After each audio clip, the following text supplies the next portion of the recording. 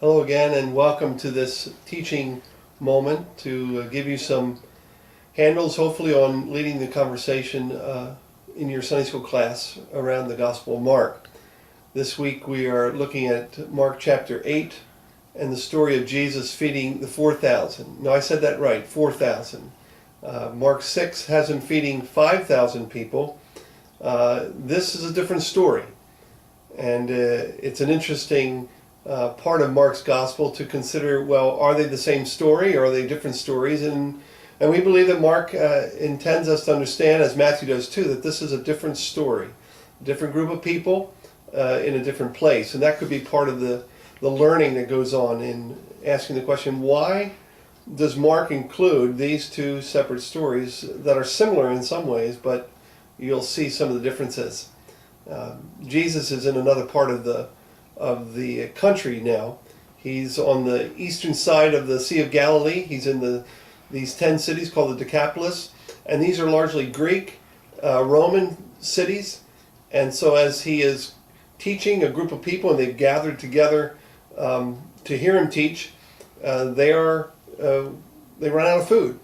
And so again, he's teaching them and showing compassion for their needs. So one of the ways to start this class, if I was teaching it, would be to talk about hunger and to talk about an experience the class or class members might have had in helping to feed hungry people.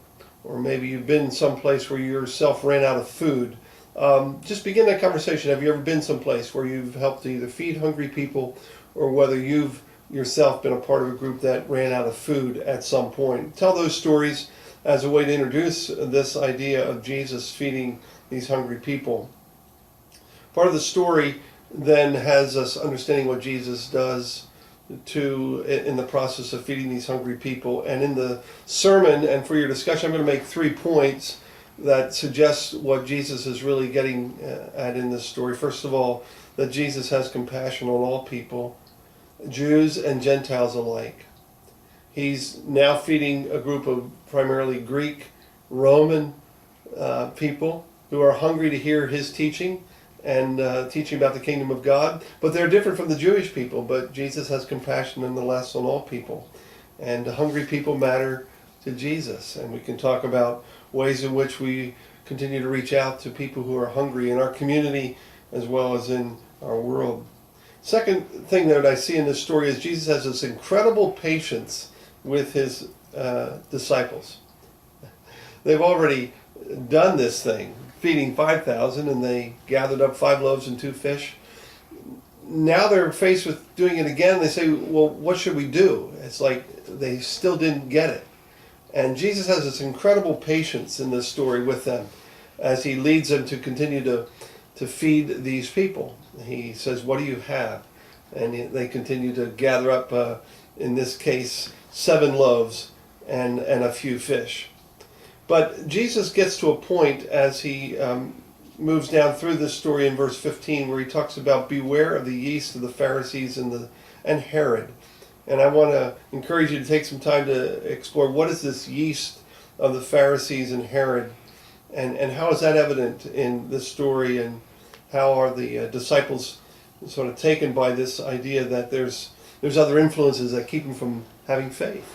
But Jesus has this incredible patience. And then finally, in this story, you see that Jesus blesses what little we have and his generosity toward them. And what little they offer, he blesses over and over again. And wanting to think about that as to how we offer ourselves, our gifts, our time, our efforts to feed hungry people. And in the process of gathering that all together, God blesses that and multiplies it.